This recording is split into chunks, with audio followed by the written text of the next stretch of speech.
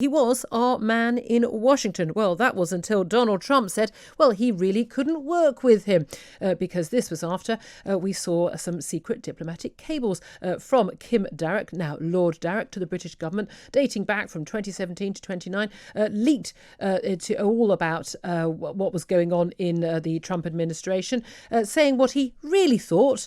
No punches pulled. These were leaked in July 2019, soon after Kim Darroch resigned as our ambassador, saying the current situation is making it impossible for me to carry out my role as I would like. Well, delighted to say Lord Darroch joins us right now, as I say, former British ambassador, and now the author of his brand new memoirs, Collateral Damage: Britain, America and Europe in the Age of Trump. Good morning to you. Morning, Julia. Lovely to speak to you.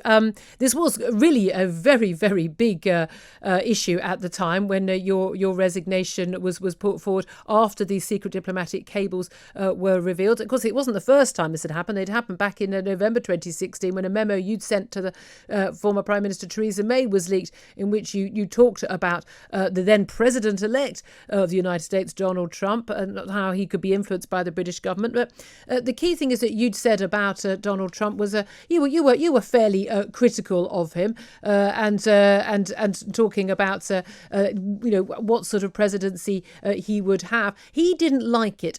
Why did you feel that your position was untenable? Because the American president said he wouldn't work with you. When do we let the American president decide who our man in Washington is? There were several factors, to be honest, in my decision to resign. I mean, hadn't been a great weekend. I'd led the news, I think, in the UK for 3 days running. So the story didn't feel like it was going to die away. But an ambassador's job is in part to understand and report what is going on in the country you're assigned to, and in part to influence. To do that job, you need to have really good, strong relationships at the top of the administration that you're dealing with. When the president said, we don't like this guy, we're not going to deal with him anymore, then that kind of foreshadowed that I wouldn't be able to get into the White House anymore, that people in the White House wouldn't talk to me, other people around the administration wouldn't talk to me. If you're not actually able to use those relationships, then you can't understand exactly what's going on. You can't get those insights that you would get otherwise, and you can't influence, really. And look, we had left, or we were leaving the European Union. The UK-US free trade deal was a key priority for the government. I just didn't see how I could do my job and play the part I would need to have done in delivering that if no one was talking to me. That's why I decided. There was also a big issue in the fact that the now Prime Minister, Boris Johnson, didn't actually back you up in this. It was he sort of failed to express support for you, and did that also make it untenable for you to carry on? Yeah, I mean, I guess I thought you would ask that. As I've said in the book, it was a factor. I was out of the office when their hustings took place. Someone showed me a clip briefly. There was a lot going on, but it signaled to me that since I knew that Boris Johnson was likely to win the Conservative Party elections and become Prime Minister, that he might well, he didn't say this in terms, but he might well want me out pretty quickly. And you can imagine his first phone call with Donald Trump and what Donald Trump might have said about, you need a new ambassador. So I thought, all things considered, alongside, I've explained the difficulty of doing the job I was sent to do, it made, honestly, the decision to resign straightforward. I mean, you can understand, of course, why Donald Trump, who's got the thinnest skin at the best of times, didn't like our man in Washington referring to him as inept and insecure. I mean, many of us would argue that those are rather fair comments. But it is absolutely vital, isn't it, that our ambassadors, our consular staff, embassy staff do give accurate information back to London, to the Foreign Office, to Number 10, because that's your job. How serious a security breach is it that those cables were actually leaked? I mean, again, we saw that happen in 2016 as well, and it happened again. We've seen, of course, the WikiLeaks, of huge numbers of international diplomatic cables being leaked. How difficult is it in the age of these sort of leaks that are happening to actually do the job as a diplomat? Because most of us understand, you have to say some pretty bold things in private to get the message across. Well, you're famously, Julia, a believer in telling it like it is, and I'm glad you think that diplomats should do the same thing. Look, it was a huge breach of security. I did, just more than 40 years in the Foreign Service. I did 2 spells in Number 10. And there'd never been a leak like this in my career. And I'd reported in clear and forthright terms about what was going on throughout my career. As you say, there was a much earlier one, the telegram I sent after Trump had been elected, also appeared in, I think it was the Sunday Times.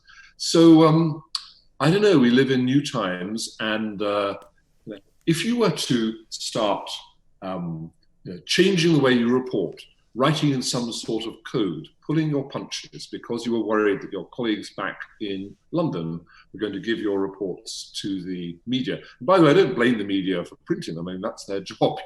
It's a good story. Of course they would print it. But if your colleagues are going to do that to you, then it's very difficult for a government to function, impossible for diplomats to tell it like it is, and potentially has serious implications for bilateral relations with the countries concerned. So it's really bad.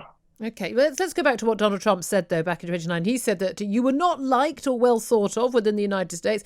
And he said, we will no longer deal with him, as we've discussed. Part of the issue seemed to be about the fact that you, along with pretty much everyone else, expected Hillary Clinton to win in the election in November 2016. And you didn't really make many inroads with Donald Trump's people to sort of be in with the potential alternative winner to Hillary Clinton. And we were kind of left a bit high and dry in terms of our contacts as a result.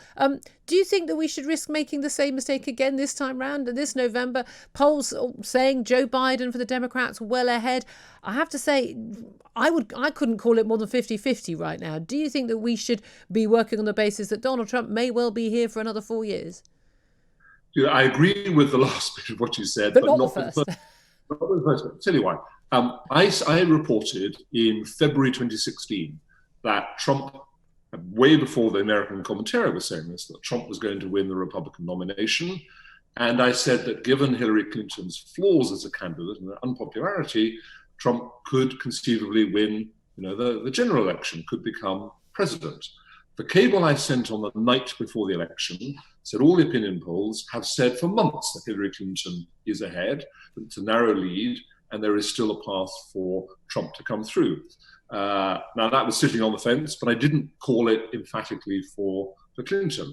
Remember, by the way, Clinton won the popular vote by 3 million. Trump won because of the American electoral system, which is, each state, has a certain number of electoral college votes. And he won because of 70,000 votes in 3 states, Pennsylvania, Wisconsin, and Michigan. So it was an extraordinarily close election. So, I think I did as good a job as you could have done in the possibility that Trump might win it. I never called it emphatically for Hillary Clinton. On your point about Biden, you're completely right. Biden has been ahead by a bigger margin than Hillary ever was, really throughout the last 3 or 4 months. But we still have the debates to come.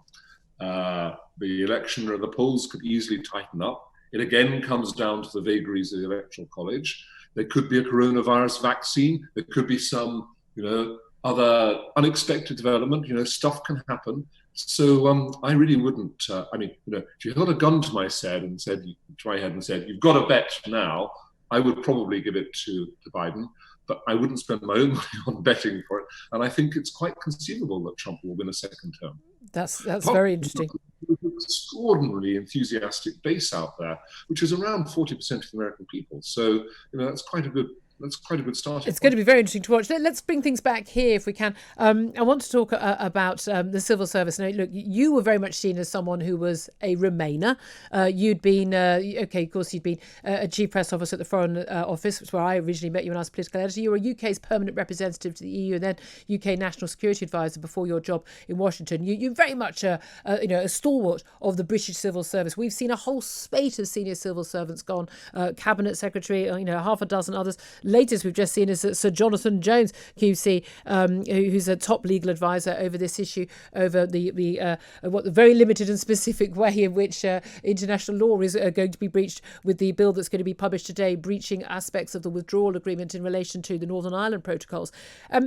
Is it the case that actually people like Dominic Cummings and Boris Johnson are right, and we just do have an entirely Ramona, not even just Remainer, but Ramona civil service, and actually we do need to sort of clear it out if we're going to make a success of Brexit? Or are you going to defend your fellow colleagues? Well, the people who have resigned, Julia, I know most of them, a couple of them were very close friends. I promise you they were very, very good, experienced, brilliant officials.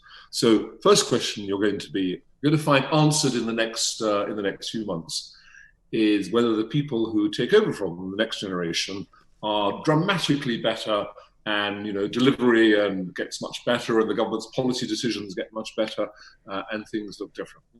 I'll wait and see on that. I know some of the people who have come in. I know Simon Casewell, and he's extremely smart. So let's see. Second, I would just say, I think some of the briefing that has taken place against civil servants, against senior civil servants over the last few months is pretty bad. And, I don't like to see that. And I don't think it should be happening. And I think senior ministers could stop it if they wanted to. Third, if this government wants to change the nature of the civil service, you can have a much more political, senior level to the civil service. The Americans have 4,000 jobs that change every time the administration changes from Democrat to Republican or vice versa. You could change our system from an independent, apolitical civil service to something like that if you wanted. I would just say, if you can do that, let's have the debate. Let's put, a proposal before Parliament. Let's have a big public debate about it and see if that's what the country wants. I worry at the moment that people are being fired or encouraged to resign because of doubts about whether they're fully committed to the government's agenda in one way or other, or whether they're completely with the government's aims or not.